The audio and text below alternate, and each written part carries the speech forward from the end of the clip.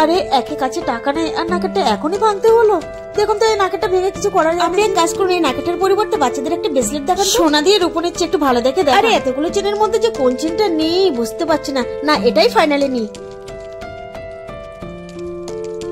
আয় এটা পরে নে। মা ব্রেসলেটটা তো হলো, হাত দেবার কথা বলেছিলে, দেবে না? হ্যাঁ দিচ্ছি, সময় তো দিবি। মনে হয় আর হাট করা হবে না। কি যে করি, আমাকে একটা হারও দিন তো, আমি টাকা দিচ্ছি। আসলে ছেলের মুখের দিকে তাকিয়ে আমি নাও বলতে পারি না। কি আর করবো, হাটটা নয় পরের সপ্তাহে করবো। থ্যাংক ইউ মাম্মা হাটটা দেবার জন্য।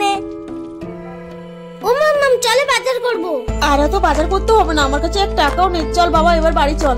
ও মাম্মাম বলেছিলে না মাংস খাওয়াবে, মাংস খাওয়া তাহলে আর হবে না। কিন্তু বাবা তুই তাকিয়ে দেখ, মানে ব্যাগে একটা টাকাও নেই, আমি কি করে মাংস খাওয়াবো তুই বল? আর এখানে কেউ মাকেও দেবে না। আমি হাটটা কিনে মাম্মামকে খুবই কষ্ট দিয়েছি।